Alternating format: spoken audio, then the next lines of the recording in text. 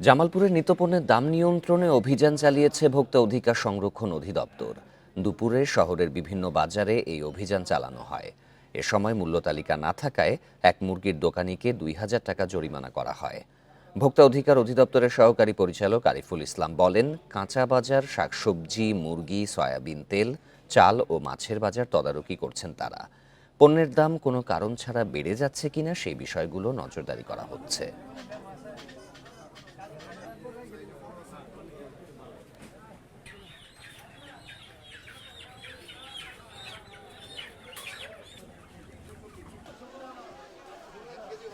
নিত্য প্রয়োজনীয় যে দ্রব্যগুলো আছে সেগুলোর মূল্য অহেতুক বেড়ে যাচ্ছে কিনা এই বিষয়টির আমরা মনিটরিংয়ে রাখছি।